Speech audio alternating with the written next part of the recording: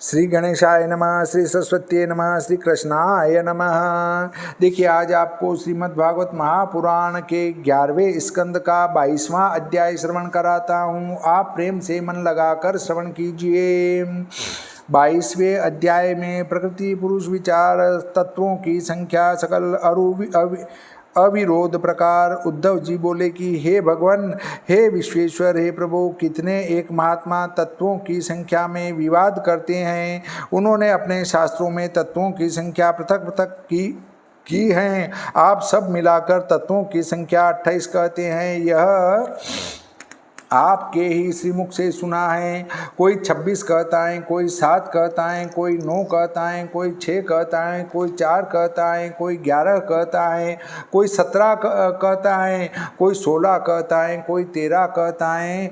ऋषिश्वर, जिस प्रयोजन के अर्थ इतनी संख्या भिन्न भिन्न कहते हैं, सो हे चिरंजीव यह समझा कर कहो। श्री सुखदेव जी बोले कि हे परीक्षित, जब इस प्रकार पूछा तब भगवान श्री कृष्णचंद्र बोले कि हे उद्धव, ब्राह्मण जो कहते हैं सो युक्त हैं। यह तत्व सर्वत्र है। मेरी माया को अंगीकार करके कहते हैं, जिस माया में किसी प्रकार का कहना अशक्य नहीं है।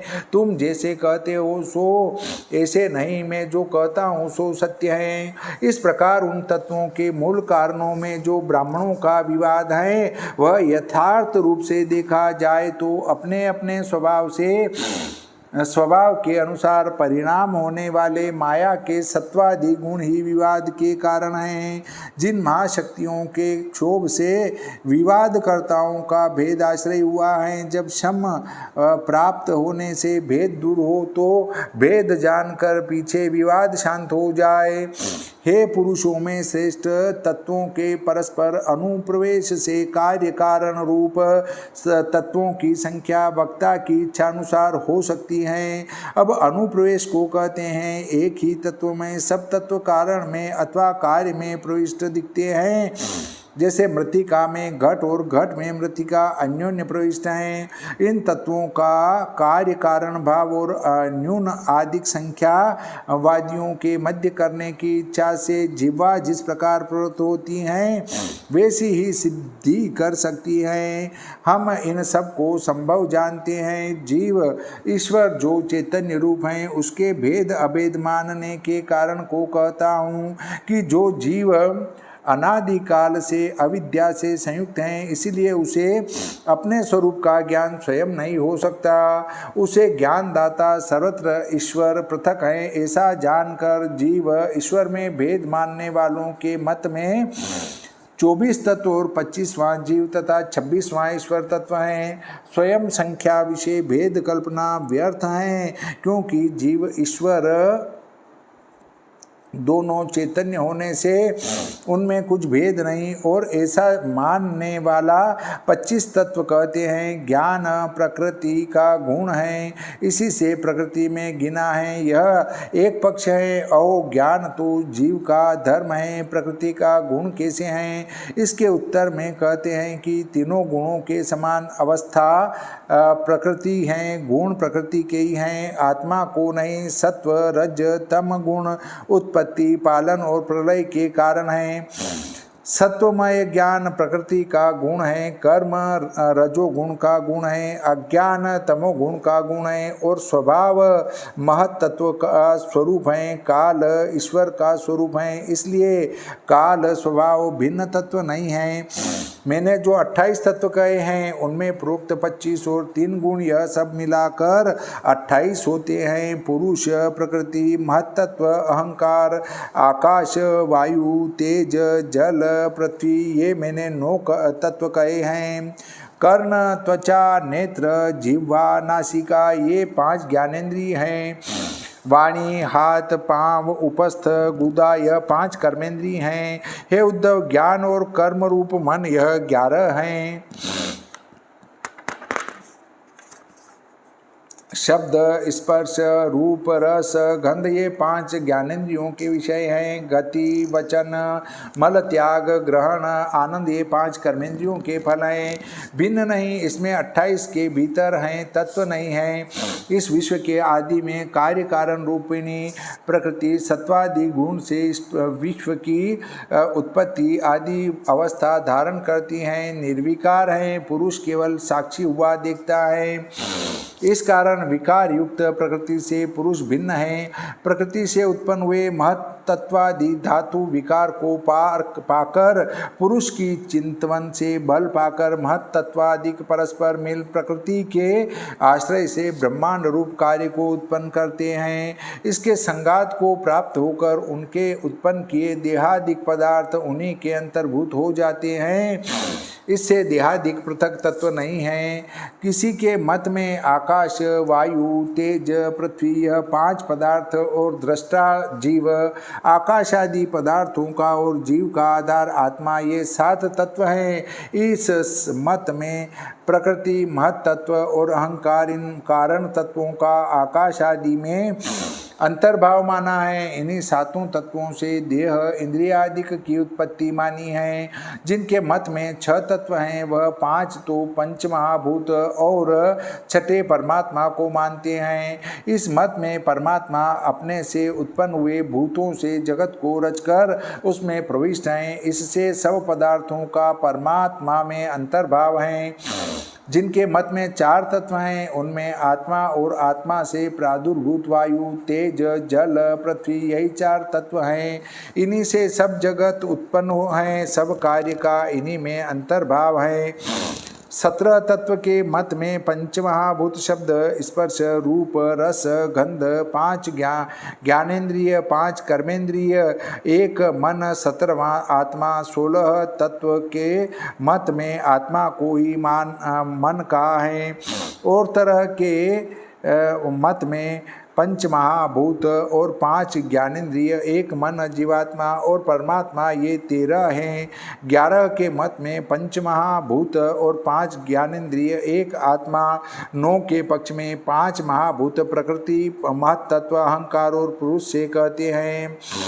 इस प्रकार ऋषियों ने तत्वों की पृथक पृथक संख्या कही है। सब प्रकृति से पुरुष को भिन्न जानने को है। ये सब यथार्थ हैं, क्योंकि विद्वानों का कहा और न्याय सिद्ध है। विद्वान क्या नहीं कह सकते। उद्धव जी बोले कि हे कृष्ण, प्रकृति और पुरुष जिनमें एक जड़ और एक चैतन्य है, यद्यपि यह स्वभाव से ही भिन्न है, परंतु तो भी परस्पर का त्याग करते हैं। उनकी प्रीति नहीं होती, इससे भेद नहीं देखा जाता। हे पंकज लोचन, आत्मा देह में भासता है, देह को ग्रहण किए प्रतीत होता है, मैं हूँ। इस प्रकार दोनों के अभेद प्रकाश से देह का आत्मा से भेद नहीं देखा जाता है। हे सर्वज्ञ, मेरे संदेह को युक्ति के वचनों से दूर करो। तुम्हारी कृपा से ही संसार के जीवों को ज्ञान प्राप्त होता है, तुम्हारी माया से ही अज्ञान होता है। आपके अतिरिक्त आपकी माया की गति कोई नहीं जानता। श्री भगवान बोले कि हे देह और आत्मा में बहुत विलक्षणता है। गुणों के क्षोभ से होने वाला यह देह तो विकारी है, आत्मा विकार रहित है। हे उद्धव, मेरी गुणमयी माया ने अनेक भांति भेद के ज्ञान रचे हैं। यद्यपि इस देह में अनेक भेद हैं, परंतु तो भी 3 प्रकार के कहे हैं। एक अध्यात्म रूप, एक अधिदेव रूप, एक अधिभूत रूप। दृष्टि अध्यात्म है और अधिभूत नेत्र गोलक में प्रविष्ट सूर्य का अंश अधिदेव है। नेत्रों से रूप जानना, सो नेत्रों की प्रवृत्ति प्रेरणा वाले देवता बिना होती नहीं। इससे अधिष्ठात्री देवता से नेत्रों की प्रवृत्ति इससे रूप ज्ञान होता है। इस प्रकार तीनों परस्पर सिद्ध होते हैं। जो सूर्य आकाश विषय आपसे ही सिद्ध है, इसलिए आत्मा आध्यात्मादिकों का कारण है, इससे भिन्न है। अपने आप सिद्ध प्रकाश करके परस्पर प्रकाश करने वालों का भी प्रकाशक है। जैसे नेत्र में 3 प्रकार हैं, ऐसे ही त्वचा, अध्यात्म, स्पर्श, अधिभूत, वायु, अधिदेव, श्रवण, अध्यात्म, शब्द, अधिभूत, दिशा, अधिदेव, जिह्वा, अध्यात्म, रस, अधिभूत, वरुण, अधिदेव, नासिका, अध्यात्म, गंध, अधिभूत, अश्विनी कुमार, अधिदेव, चित्त, अध्यात्म, चित्त के चित्त से जानिए। ऐसा अधिभूत वासुदेव, अधिदेव, मन, अध्यात्म, जिसको मन कीजिए वह अधिभूत, चंद्रमा, अधिदेव, बुद्धि, अध्यात्म, जो जानिए। ऐसे अधिभूत ब्रह्मा, अधिदेव, अहंकार, अध्यात्म, अहंकार से जो कीजिए सो अधिभूत, रुद्र, अधिदेव। अहंकार 3 प्रकार का है, सात्विक, राजस, तामस। गुण के क्षोभ करता, काल और प्रकृति के मूल महत्व से उत्पन्न हुए विकार हैं। यही अधिदेव, अध्यात्म, अधिभूत रूपी मोह से देहादिक विकल्प का कारण है। जब देहादि अहंकार मिट जाए तब आत्मा की प्रतीति हो सकती है। आत्मा का न जानना इसका स्वरूप भूत नहीं, ऐसा विवाद मेट के अधर्म में निष्ठा और यह विवाद व्यर्थ ही है। परंतु तो भी स्वरूप भूत मुझसे विमुख जिनकी बुद्धि है उनको निवृत्ति नहीं होती, परंतु विवाद से किए कर्मों से ऊंच नीच देह में जन्म मरण को प्राप्त होते हैं। उद्धव जी बोले कि हे प्रभु, तुमसे जिनकी बुद्धि विमुख है वे अपने किए कर्मों से आप ही नीच देह को ग्रहण करते हैं। व्यापक आत्मा को देह से और देह में जानो। अकर्ता का कर्म और नित्य का जन्म मरण कैसे संभव हो सकता है। हे गोविंद, अजितेंद्रियों से जो जानने योग्य है वह मुझसे कहो, क्योंकि लोक में बहुधा इसके जानने वाले नहीं हैं और भी हैं सो माया से मोहित हैं। श्री भगवान बोले, हे उद्धव, कर्ममय मनुष्यों का मन 5 इंद्रियों के सहित इस लोक से और लोक में जाता है और मन से भिन्न आत्मा अहंता ममता से मन के पीछे जाता है। लिंग देह से यह सब बन सकता है। कर्मों के अधीन मन इस लोक और परलोक के विषय ध्यान करता हुआ उन विषयों में प्रकट होता है और पहले विषयों में लीन हो जाता है। इसके उपरांत उसको पिछले को स्मरण जाता रहता है। कर्मों के द्वारा दूसरे देह में अत्यंत अभिनिवेश होने पर वह देवताधिक हो तो हर्ष से, अधम हो तो शोक से के भय से जीव को प्रथम देह का विस्मरण होना और उस देह का अहंकार नष्ट होना, यही आत्मा का मरण है। कुछ देह के समान उसका मरण नहीं होता। हे दानी, मन का दूसरे देह के साथ संबंध होने पर उसमें अत्यंत अहंकार प्रादुर्भूत होता है। मन के अभ्यास से आत्मा में देह का ममत्व होता है, यही आत्मा का जन्म है। यहाँ एक शंका उत्पन्न होती है कि श्री कृष्ण ने उद्धव से कहा कि पृथ्वी में विद्वान नहीं है जो व्याकरण आदि शास्त्र को पढ़ाते हैं। ऐसे विद्वान तो पृथ्वी पर बहुत हैं, परंतु उद्धव जिसको विद्वान कहे वे विद्वान कौन हैं। उत्तर है कि शास्त्र पढ़ने वाले को विद्वान योगीश्वर लोग नहीं कहते। विद्वान उसका नाम है जो पुरुष मोक्ष विद्या को जानता हो। मोक्ष विद्या कैसी है कि जिसे मोक्ष विद्या की प्राप्ति के लिए बड़े बड़े चतुर योगी जन अनेक उपाय करके हार गए, परंतु मोक्ष विद्या प्राप्त नहीं हुई।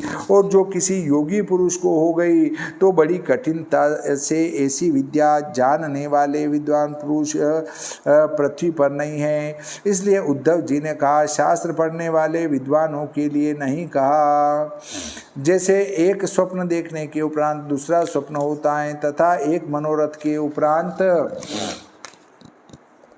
दूसरा होता है तो पहला मनोरथ और स्वप्न विस्मृत हो जाता है। इसी प्रकार आत्मा मन के अभ्यास से अपने आप को नवीन उत्पन्न मानता है। इस भांति की दशा होने से मन के अभ्यास के कारण एक देह का अभिमान नष्ट होने पर दूसरे देह का तीव्र अभिमान होने से यह अपने पूर्व जन्म को नहीं जानता।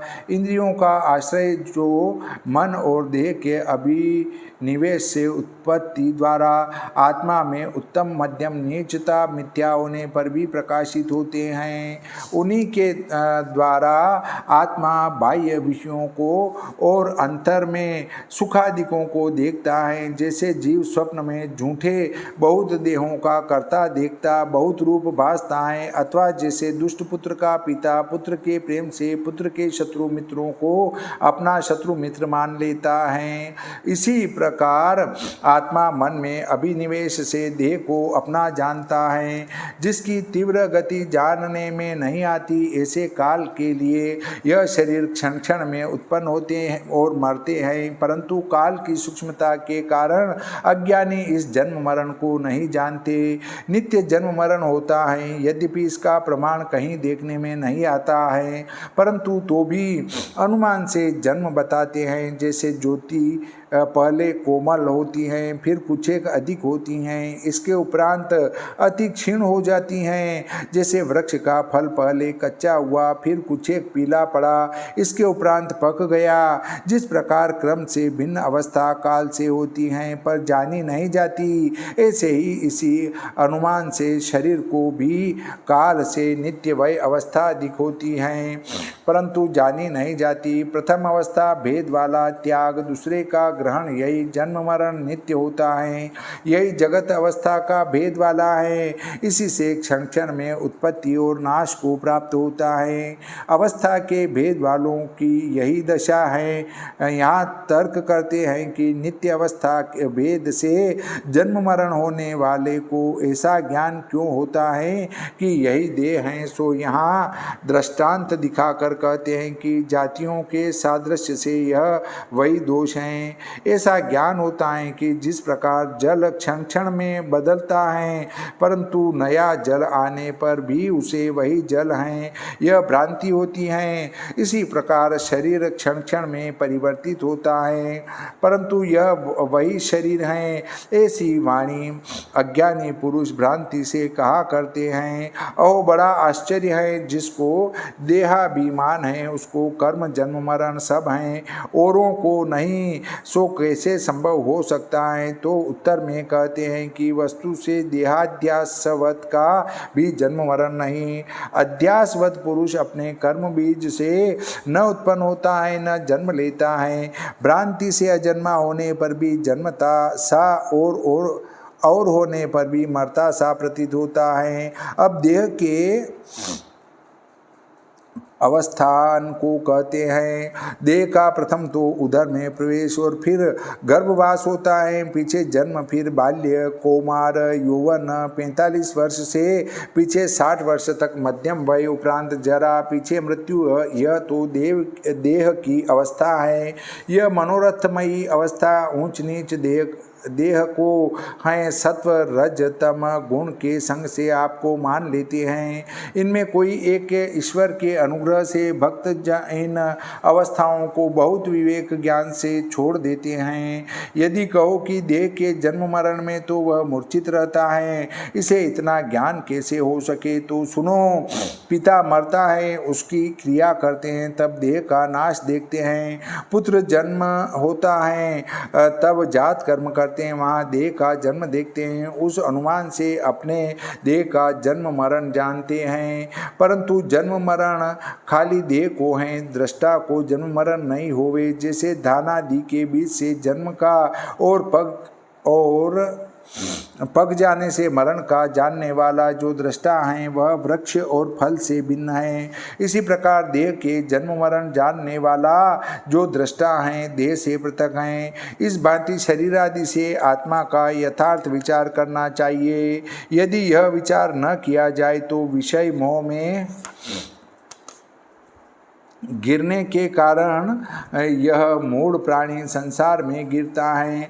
गुण के भेद से विविध संसार कहते हैं, उसमें एक के दो भेद हैं। सो कहते हैं कि सत्वगुण के संग से ऋषि देवता होते हैं, रजोगुण से असुर और मनुष्य होते हैं, तमोगुण से भूत पशु पक्षी इत्यादि सब उत्पन्न होते हैं। सो वह अपने कर्मों में भ्रमण करते हैं, वे ही उन योनियों में पड़े हैं। अहो, आत्मा तो करता नहीं तो कर्मों से क्यों भ्रमण करता है।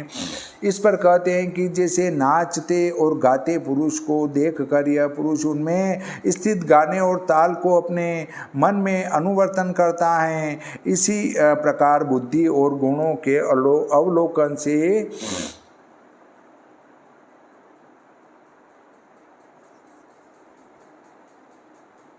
गुणों के सामर्थ्य से अकर्ता पुरुष उन्हें अपने आप में मान लेता है। जैसे जल में तीर के वृक्ष दौड़ते से दिखते हैं, जैसे दृष्टि के भ्रम से पृथ्वी भी भ्रमती सी दिखाई देती हैं, तो यह धर्म वृक्ष में भूमि में नहीं, यह अपने दोष से दिखते हैं। इसी प्रकार दृश्य का धर्म दृष्टा में स्फुरण होता है और आनंद आदि आत्मा के लक्षण होने पर भी विषयों के गुण से प्रतीत होते हैं। यदि कोई कहे कि आत्मा भोग करता है सो भी मिथ्या है, जैसे मनोरथ की बुद्धि मिथ्या है और स्वप्न में देखी बुद्धि सब मिथ्या है, इसी प्रकार आत्मा में प्रतीत होता हुआ विषयों का अनुभव रूप संसार भी असत्य है। तो निवृत्ति के उपाय का प्रयोजन क्या है? इस पर कहते हैं कि यद्यपि स्वप्न असत्य हैं, परंतु तो भी उन विषयों के ध्यान करने वाले पुरुष की उन अवस्था में स्वप्न के दुख नहीं जाते। इसी प्रकार संसार के मिथ्या होने पर भी विषयों का ध्यान करने वाले पुरुष के जन्म मरण नहीं जाते। हे उद्धव, इसीलिए तुम इन दुष्ट इंद्रियों से विषय भोग मत करो। आत्मा के ज्ञान बिना यह संसार का भ्रम हुआ है, ऐसा जानो। कोई निंदा करे, कोई अपमान करे, कोई उपहास करे, कोई वंचना करे, कोई ताड़ना करे, कोई रोक रखे, कोई वृत्ति छीन ले, कोई मूत्र डाले, जूठन डाले, ब्रह्मनिष्ठा बिगाड़े, परंतु अपना कल्याण चाहने वाला पुरुष इतने कष्ट सहे और आत्मा से आत्मा का उद्धार करे, क्रोधित होकर अपने धर्म को न खोवे। उद्धव जी बोले कि हे वक्ताओं में श्रेष्ठ, जैसे तुम्हारा वचन हम अच्छी रीति से समझ सकें उसी प्रकार समझा कर कहो कि नीच अधम पुरुष इस प्रकार पांडित्य करे तो उसका सहन करना महाकठिन है। हे विश्व के आत्मरूप, जो तुम्हारे चरण के आश्रय हैं, तुम्हारे धर्म में तत्पर हैं और शांत हैं, उनको छोड़कर अति पंडित को भी ऐसे अपराधों का सहन होना अति कठिन है, ऐसा मैं मानता हूँ, क्योंकि स्वभाव बड़ा बली होता है। श्रीमद्भागवते महापुराणे एकादश स्कंदे भाषा टीकायां भगवदुद्धव संवादे सांख्य तत्व निरूपणम नाम 22वां अध्यायः। श्री कृष्णचंद्र भगवान की जय, श्री गणपति जी महाराज की जय, श्री सरस्वती मैया की जय, श्री रामचंद्र भगवान की जय, बजरंग बली की जय।